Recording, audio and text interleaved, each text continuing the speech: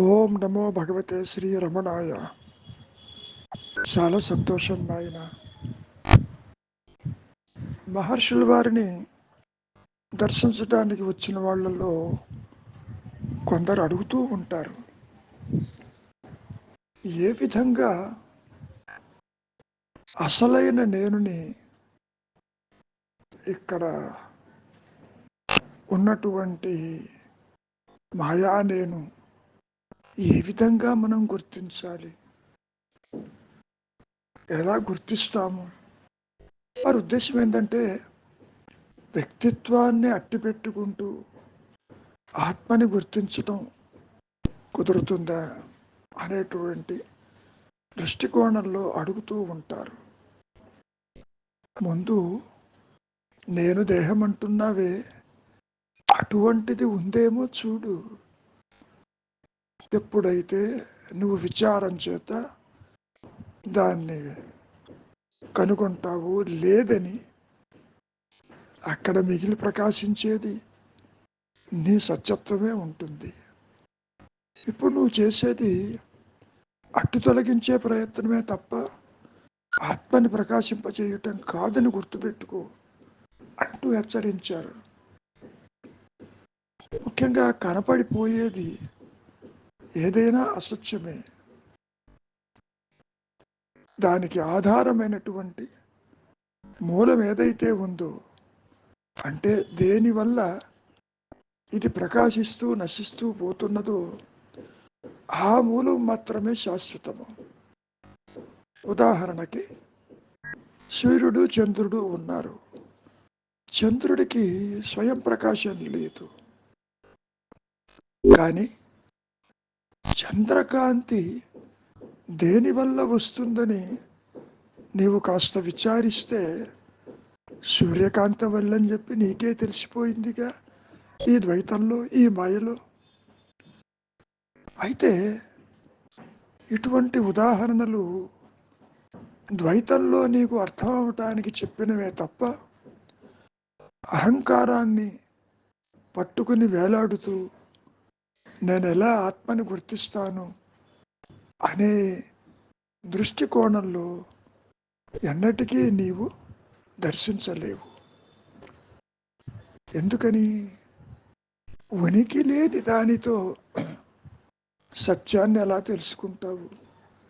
మనం కూడా గతంలో ఎన్నోసార్లు చెప్పుకున్నాం.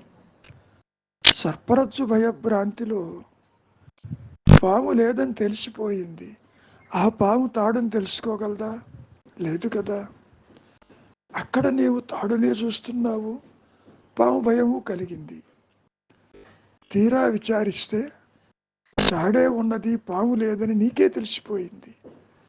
అర్థమవటానికి చెప్పినటువంటి ఒక చిన్న ఉదాహరణ సర్పరజ్జు భయభ్రాంతి మాత్రమే. ఇక్కడ కూడా దేహాత్మబుద్ధిని కలిగిస్తున్నటువంటి ఈ మాయా నేను, ఇది కూడా ఒక భ్రాంతి. తాను కాని దానితో తన ఉనికిని ఏర్పరచుకుని నేనంటే దేహమని, నేనంటే వ్యక్తినని, నేనంటే కర్తనని,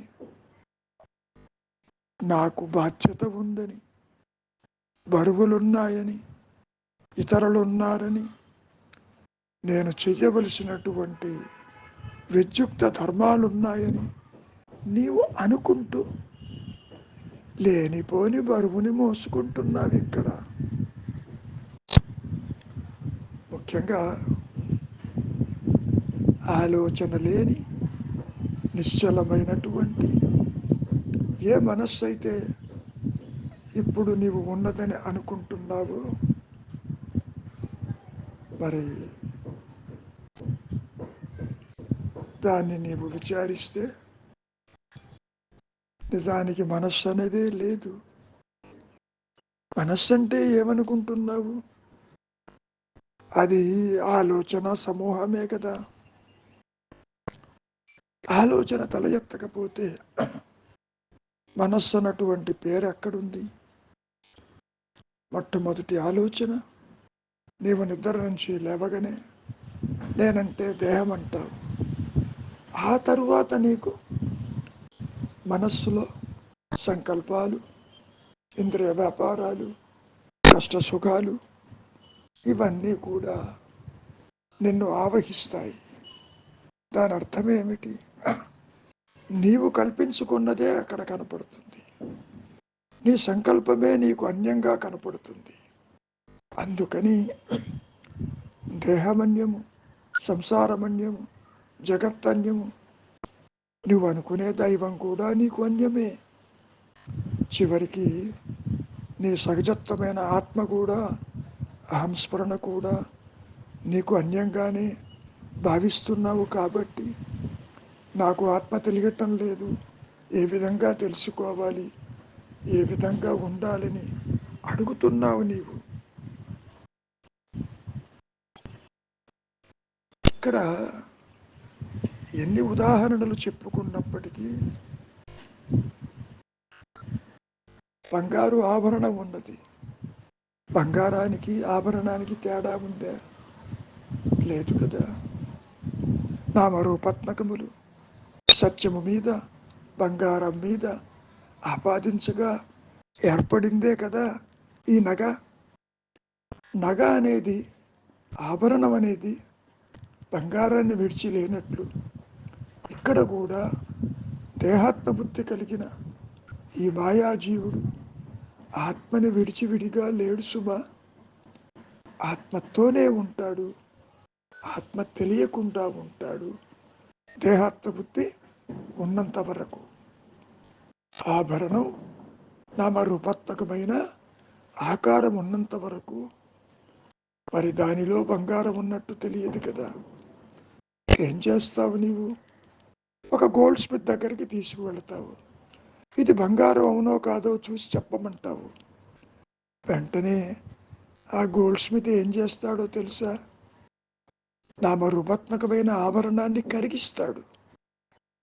మిగిలి ప్రకాశించే అపరంజిని బంగారం చూపించి ఇది బంగారమేను.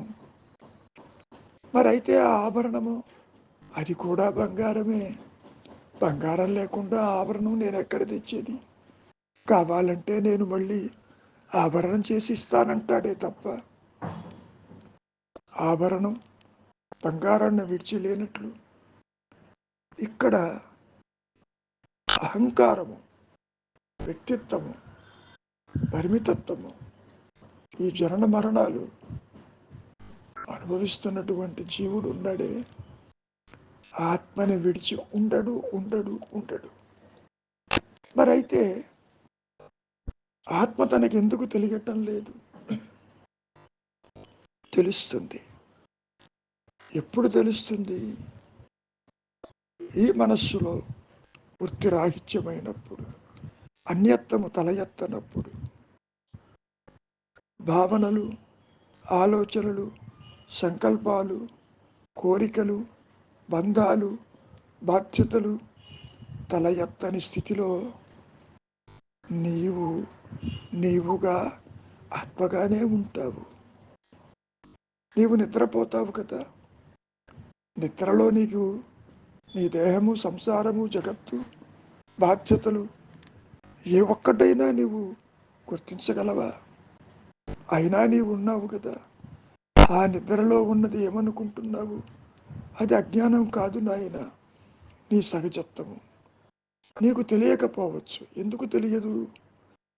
ఇదిగో నీ అహంకారము. ఎన్నోసార్లు చెప్పుకున్నాం ఆనందమకైసంలో అది వృత్తిరాహిత్యమై విశ్రాంతి తీసుకుంటూ ఉంటుంది. అంత మాత్రం చేత నిద్రలో లేను, ఇప్పుడే వచ్చాను అని చెప్పటానికి కుదరదు కదా. నిద్రలోనూ ఉన్నావు, జాగ్రత్తలోనూ ఉన్నావు. ఆ నిద్రలో ఉన్న నీ సహజత్వము ఇప్పుడు కూడా ఈ జాగ్రత్త అవస్థలో కూడా ఉన్నది. నిజానికి నీ స్వభావం ఏంటో తెలిసిన ధ్యానము. ధ్యానం అంటే నీవేదో మంత్రమో, తంత్రమో, యంత్రమో పట్టుకుని ఉచ్చరించడం కాదు, త్రిపుటి కాదు. Meditator, meditation, object of meditation లాంటి త్రిపుటితో కూడింది ధ్యానమని నీవు అనుకుంటున్నావు. అది కాదు. జ్ఞానవృత్తి చేత నేను ఉన్నానని అహమామితి స్మరతి అనేటువంటి జ్ఞానవృత్తిలో ఉన్నానన్న ఎరుక అది అజపం చేస్తూ ఉన్నది. నీవు ధ్యానం చేయాల్సిన పని లేదు. ఒక రకంగా తీసుకుంటే నాయనా నీవు చేసే ధ్యానము కూడా నీ సహజత్వానికి అవరోధము, నీ ఆలోచనే అవరోధము, నీ ప్రయత్నమే అవరోధము. ఊరక ఉండుటే శ్రేయస్కరము. నీకు సమస్య ఎక్కడ వచ్చింది అంటే నీవు దేహాత్మ బుద్ధి కలిగి ఉంటూ పరిమితమైన నేనుగా పరోక్ష జ్ఞానంలో మనస్సు ద్వారా ఇంద్రియాల ద్వారా ఆత్మని గుర్తించాలని అనుకుంటున్నావు. అది కుదరదు నాయన. ఇంద్రియాలకు అతీతము, వాక్కులకు అతీతము, మనో చిత్త అహంకారాదులకు అతీతము, ఒకటి కాదు అవస్థలకు అతీతము.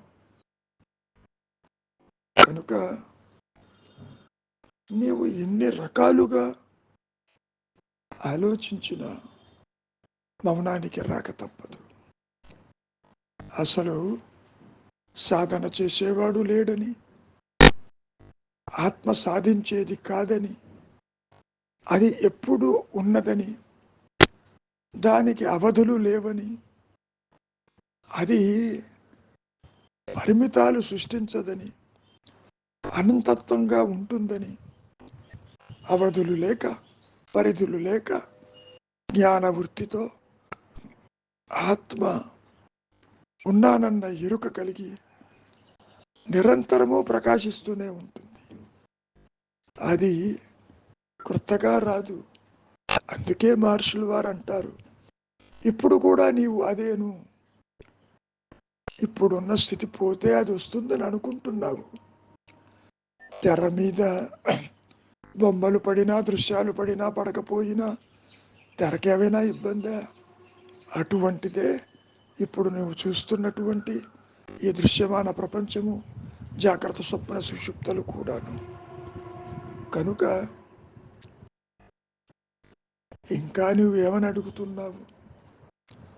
దేవుడు తప్ప మరేమీ లేదంటున్నావు. పైగా ఆ దేవుడు అన్నిటిలో అంతర్లీనంగా ఉన్నాడని అంటున్నావు. నిజానికి భగవంతుడు వ్యాపించి ఉండటానికి వేరే చోటెక్కడుంది నాయన? ఉన్నదే భగవంతుడు. అన్నీ అంటున్నావే, నీతో కలిపి నీవు చూస్తున్నటువంటి ఈ ప్రపంచము, ఈ నదులు, ఈ జలాలు, ఈ సముద్రము, ఈ ఖండాలు, ఈ సృష్టి, ఇదంతా కూడా ఎక్కడా లేదు నాయన. అంతా అనే పదం లేదు. ఉన్నది అతడు ఒక్కడే.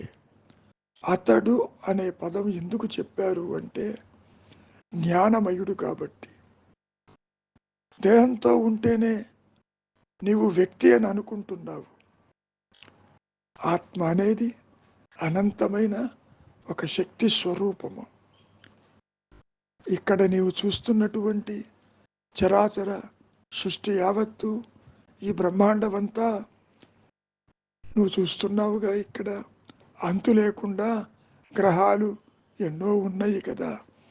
వీటన్నిటినీ ఎవరు నడిపిస్తున్నారు? అదిగో ఆ పరమేశ్వరుడే, అదిగో ఆ జ్ఞానస్వరూపుడే. వీటికి స్వయం ప్రతిపత్తి లేదు. సూర్యుడు ప్రకాశం చెప్పాడా ఉన్నట్టు నీవు గుర్తిస్తున్నావు. ఆ గుర్తించేది ఎవరనుకుంటున్నావు? కంటికి కన్నైనటువంటి ఆత్మజ్ఞానం వల్లనే నీవిక్కడ గుర్తిస్తున్నావు. ఆ జ్ఞానమే లేకపోతే కన్ను తీసి ఎక్కడ పెడితే చూడగలదా? చేతిని నరికి అక్కడ పెడితే పని చెయ్యగలదా? లేదు కదా. జడము కూడా చైతన్యవంతమై పనులు చేయటం మొదలు పెడుతుంది. ఇప్పుడు నీ దేహము అంతే, ఈ జగత్తు అంతే. కనుక విచారించు. ఉన్నది ఒక్కటే ఎరుక.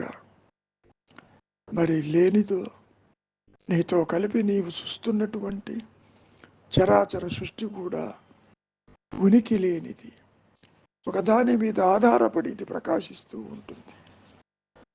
ఇది మాయాజనితము. తన స్వరూపము తనకి తెలియదు.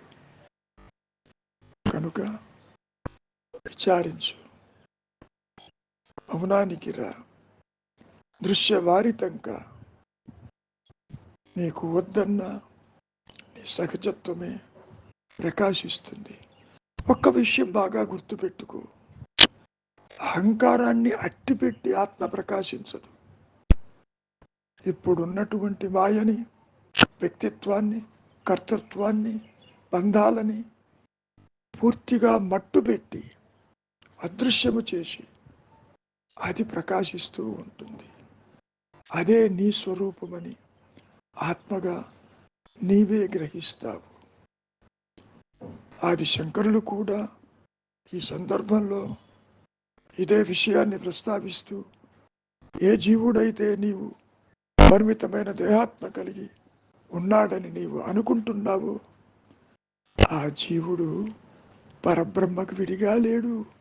జీవో బ్రహ్మ ఇవనాపరం అంటే దాని అర్థం ఏంటి?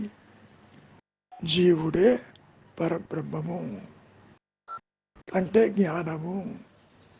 జ్ఞానమే జీవుడుగా, జగత్తుగా, ఈశ్వరుడుగా నీకు కనిపిస్తుంది.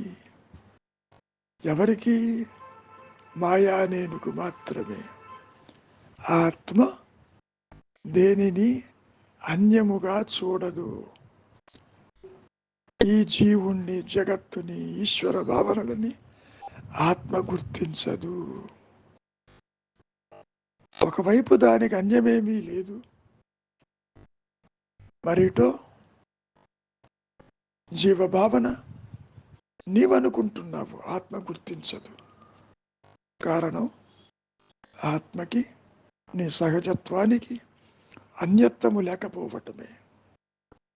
అదేవిధంగా ఈ మాయా నేను దేహాత్మ బుద్ధి కలిగి జనన మరణాలలో కొట్టుమిట్టాడుతూ పునరభిమరణం పునరభిచరణం తిరుగుతున్నటువంటి మాయా నేను ఎన్నటికీ ఎప్పటికీ మూలము తెలుసుకోలేడు. తన స్వరూపము ఆత్మ అని గుర్తించను లేడు. లేని పాము తాడుని గుర్తించగలదా? ఇక్కడ అంతే. మంచిది, విచారించు, వైరాగ్యానికి రా. ఇంద్రియాల వెంట పరిగెత్తవద్దు. శాస్త్రములని నీవు నీ సహజత్వం గుర్తించటానికే తప్ప వాటిని పట్టుకుని వేలాడవద్దు. ఏ పవిత్ర గ్రంథమైనా సత్యము ప్రకటించదు, సత్యము అందులో ఉండదు. పవిత్ర గ్రంథాలలో ఆత్మ ప్రకాశం ఉండదు, ఇతరుల నుంచి రాదు. నీవనుకునే గురువు నీకు అందించడు. గురువు భౌతికం కాదు, నీవు భౌతికం కాదు. నీవు ఆత్మవే, గురువు ఆత్మే, ఒకే ఆత్మ ఉంటుంది. ఈ విధంగా అహంకారము బహిర్గతమైనప్పుడు అన్యత్వాన్ని స్వప్నంలో చూచినట్లు గోచరమవుతుందే తప్ప వాస్తవానికి ఇది పూర్తిగా అజ్ఞానము, అసత్యము, నిరాధారము, ఉనికి లేనిది. సూర్యుడిలో చీకటి లేనట్లు ఆత్మ ప్రకాశమందు సృష్టికి కానీ, జనన మరణాలకు కానీ, అవస్థాత్రయములకు కానీ, అజ్ఞానానికి కానీ తావేది? తావు లేదు కదా. కనుక నాయన, మౌనమే నీ ధర్మము, మౌనమే నీ సహజత్వము, మౌనమే నీ ఉనికి.